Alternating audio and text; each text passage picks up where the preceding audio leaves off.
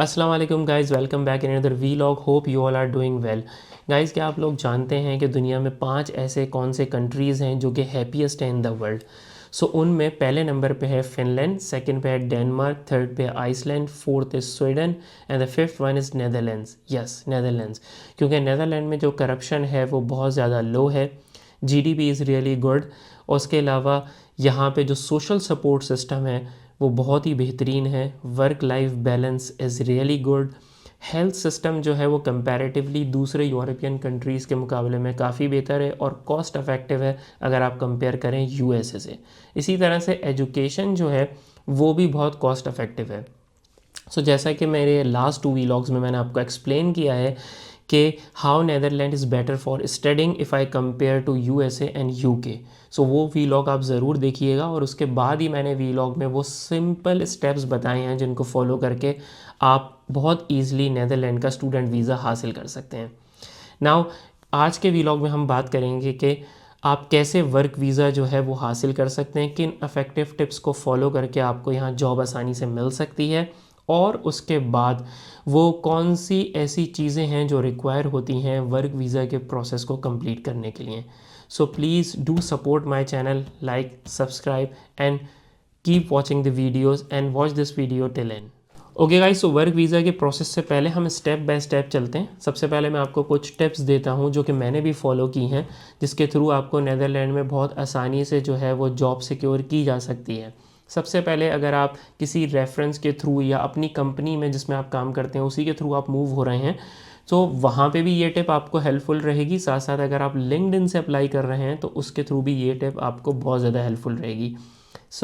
जब भी आप अपनी रेज्यूमे बनाएं या कवर लेटर बनाएं तो कोशिश करें कि उसमें बहुत ज़्यादा कलरफुल इमेजेस या पिक्चर्स नहीं डालें, क्योंकि अगर आप वो चीज़ें यूज़ करते हैं, वो टेक्स्ट, वो फॉर्मेट्स जो कि सिस्टम में रीडेबल नहीं होते, इसकी वजह से जो सिस्टम होता है स्क्रीनिंग का और रिक्रूटमेंट का वो आपकी सीवी को इग्नोर कर देता है और आपकी सीवी सिलेक्शन प्रोसेस में एंटर नहीं हो पाती।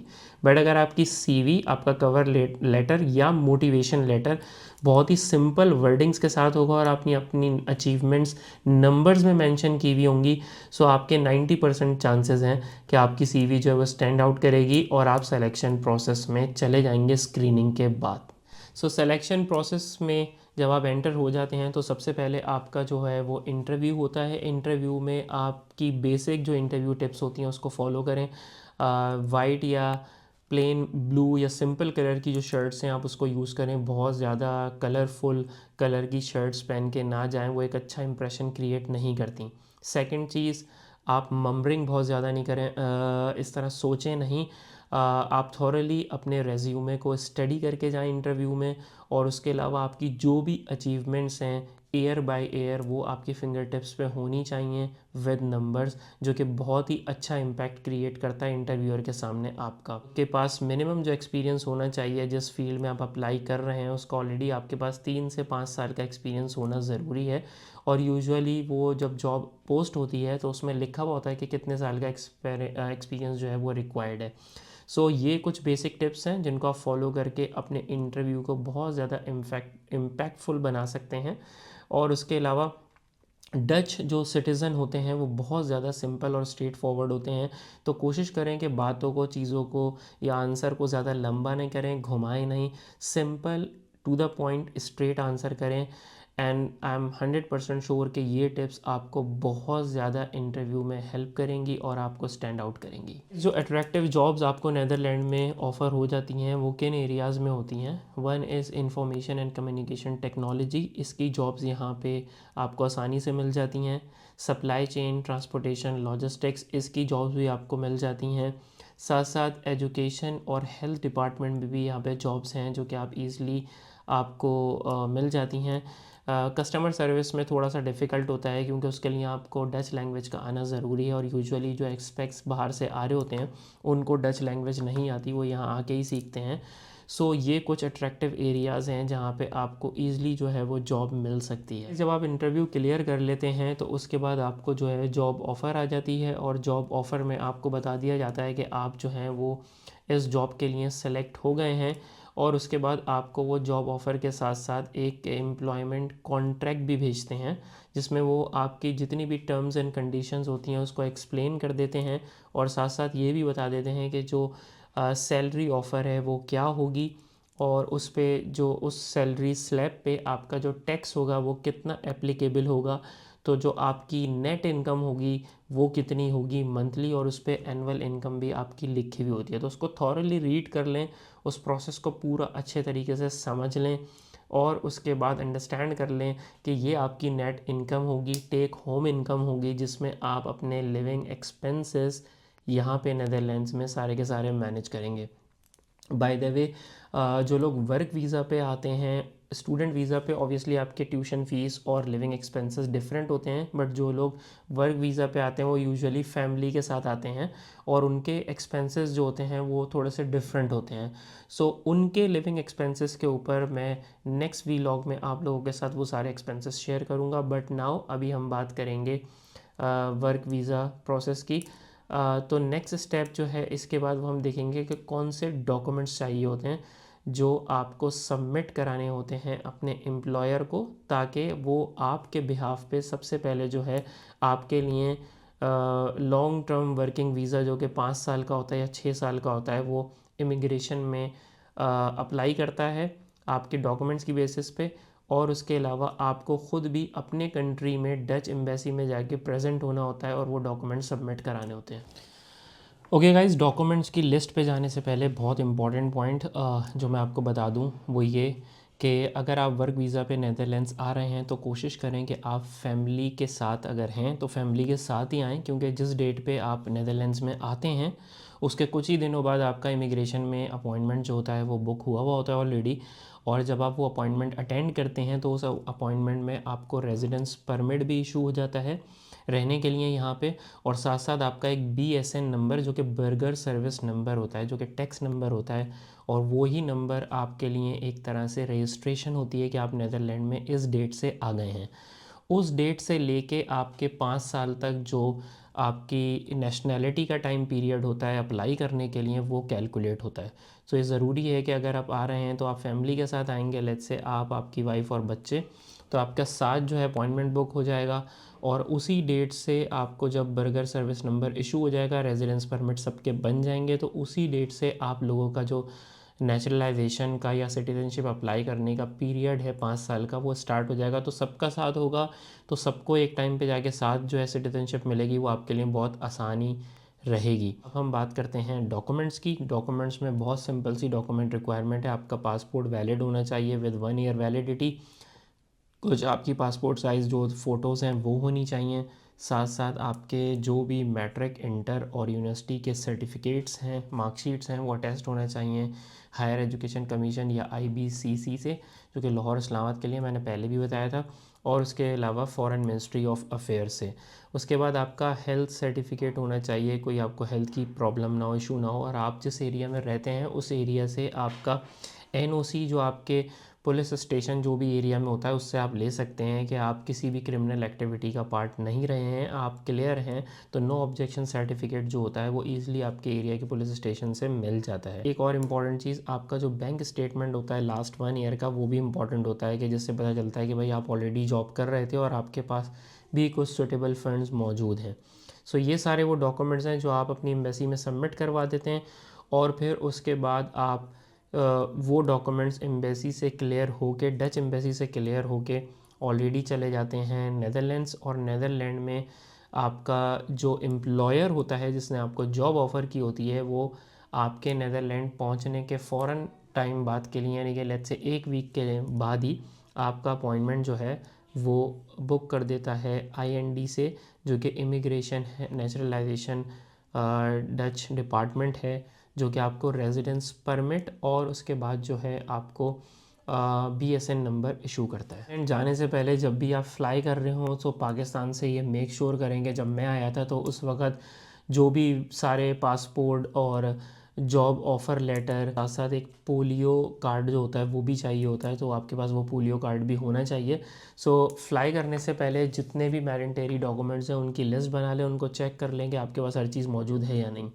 फिर आप जब नीदरलैंड में आते हैं सो ये क्लैरिटी आप पहले ले लें अपने एम्प्लॉयर से कि आप 1 वीक या 2 वीक जब तक आप घर ढूंढेंगे, वो घर ढूंढने में आपकी हेल्प कौन करेगा, एम्प्लॉयर करेगा या आपको ख़ुद करना पड़ेगा। आपको अपना स्टे नीदरलैंड में फॉर द टाइम बीइंग, जब तक आपको घर नहीं मिल जाता रेंट पे, वो आपने ख़ुद करना है या एम्प्लॉयर करेगा। बाय द वे, आपकी जब इमिग्रेशन में अपॉइंटमेंट बुक होता है तो उस अपॉइंटमेंट बुक करते वक्त आपके लिए बहुत इंपॉर्टेंट एक चीज़ ये है कि आपको वहाँ पे ये शो करना होता है कि आप यहाँ पे आए हैं, तो आपको ऑलरेडी कहीं ना कहीं आप रह रहे हैं, आपको घर जो है वो ऑलरेडी आप ले चुके हैं।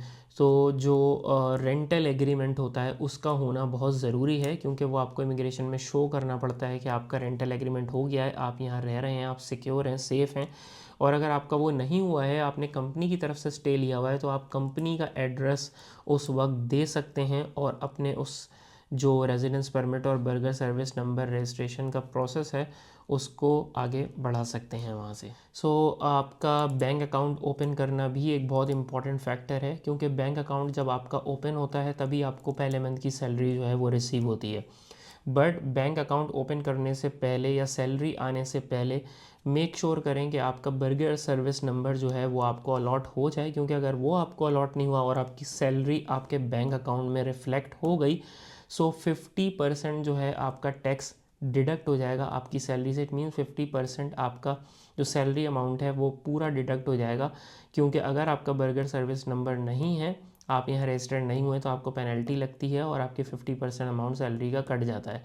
हाउएवर, अगले मंथ में जब आपका बर्गर सर्विस नंबर आपको मिल जाता है और आप अपने एम्प्लॉयर को दे देते हैं, तो जो आपकी नेक्स्ट सैलरी आती है वो जो अमाउंट डिडक्ट हुआ होता है पहले, वो रीइम्बर्स हो जाता है और आपको सैलरी में मिल जाता है। बैंक अकाउंट ओपन करना एक बहुत इंपॉर्टेंट पॉइंट है। आप बैंक का अपॉइंटमेंट अपनी कंपनी के थ्रू बुक कर लें और जाके बैंक अकाउंट अपना ओपन कर लें। अगर आपका एड्रेस नहीं है तो आप कंपनी का एड्रेस मेंशन करके, जैसा कि आप इमिग्रेशन में भी कर सकते हैं BSN और अपने रेजिडेंस परमिट के लिए, तो आप कंपनी का एड्रेस कंपनी के बिहाफ पे मेंशन करके अपना बैंक अकाउंट ओपन करवा सकते हैं। बाद में जब आप रेंट पे घर ले लें तो आप अपना एड्रेस चेंज करवा लें इमिग्रेशन में भी, और साथ साथ आपका जो बैंक है उसमें भी, कि मेरा घर का एड्रेस अब ये है, और कंपनी के एड्रेस को आप वहाँ से हटा सकते हैं। फर्स्ट 2 ईयर्स में जो टैक्स रूलिंग फैसिलिटी होती है, 30% रूलिंग फैसिलिटी, वो नहीं देती। 2 साल बाद जो 3 साल होते हैं उसमें आपको ruling facility company pass on कर देती है, आपकी जो एम्प्लॉयर होता है। हर कंपनी के लिए डिफरेंट होता है, but just I am giving an example. But 30% ruling facility होती क्या है? इन सिंपल वर्ड्स, अगर आपकी जो टोटल इनकम है लेट्स से वो 70,000 है या 60,000 है, तो 70,000 के ऊपर आपका 30% बनता है ऑलमोस्ट लाइक 21,000। 21,000 ऑलरेडी 70,000 में माइनस होके अलग हो जाता है। रिमेनिंग जो 49,000 होते हैं उसके ऊपर आपका जो भी सैलरी स्लैब के हिसाब से टैक्स होता है वो अप्लाई होता है और आपके टैक्सेबल इनकम कैलकुलेट हो जाती है। लेकिन जिसको ये 30% रूलिंग फैसिलिटी नहीं मिलती, उसका टोटल 70,000 का जो सैलरी अमाउंट होता है साल का, उसके ऊपर जो उसके सैलरी के हिसाब से टैक्स स्लैब होता है वो उसके ऊपर अलॉट होता है। तो आप अंदाज़ा लगा सकते हैं अगर 70,000 पे टैक्स परसेंटेज अप्लाई हो रही है तो वो ऑब्वियसली एक ज़्यादा अमाउंट होगा बनिस्बत अगर 49,000 पे आपकी टैक्स परसेंटेज अप्लाई होगी तो वो कम अमाउंट होगा। तो ये सिंपल 30% रूलिंग फैसिलिटी होती है। कुछ कंपनीज़ जो होती हैं वो शुरू के 2 साल ये फैसिलिटी जो 30% की होती है वो पास ऑन नहीं करती, एम्प्लॉय की सैलरी से ही कंप्लीट टैक्स डिडक्ट होता है और फिर बाद के 3 साल जो है वो पास ऑन कर देती हैं और उसका बेनिफिट एम्प्लॉयर को मिलता है और कंपनी जो है वो अपने पास से टैक्स पे करती है। सो डिफरेंट कंपनीज़ के लिए डिफरेंट पॉलिसी होती है, but it's really important to understand कि यूजुअली फ़र्स्ट 2 ईयर्स आपके थोड़े से टफ जाते हैं, बट उसके बाद जो 3 साल होते हैं उसमें आपको ये अच्छा अमाउंट एक पास ऑन हो जाता है। सो गाइज़, ये थी आज की वीडियो जिसमें मैंने आपको वर्क वीज़ा प्रोसेस समझाने की कोशिश करी और उससे रिलेटेड जितनी भी जो टिपिकल या क्रिटिकल चीज़ें थी वो भी मैंने आपको एक्सप्लेन कर दी हैं। और साथ साथ कुछ टिप्स भी मैंने आपको दी कि जिनको फॉलो करके आप अपने लिए जॉब सिक्योर कर सकते हैं नेदरलैंड्स में। मुझे उम्मीद है मैंने जो भी रिसर्च की और जो भी इन्फॉर्मेशन आपको पास ऑन की है वो आपके लिए बहुत हेल्पफुल और मीनिंगफुल होगी। और आई होप कि आप में से जो कोई भी इस पे कोशिश करता है वो इंशाल्लाह ताला कामयाब ज़रूर हो जाए इस चीज़ के ऊपर। Please do like share and subscribe my video just because I am putting a lot of efforts in providing you the best content in a very simple easier and faster way. छोटे vlogs के साथ to the point बात करने में obviously your words selection really matters, तो वो बहुत देखना पड़ता है। सो आई होप कि आपको चीज़ें समझ आई होंगी। If you have any questions you can just drop a message in the comment box and I will respond you for sure. But please don't forget to share this video in your friends and family members ताकि उन्हें भी बहुत ज़्यादा help मिल सके और हो सकता है कि हमारी इस वीडियो से बहुत सारे लोगों का फ्यूचर जो है वो सिक्योर हो जाए।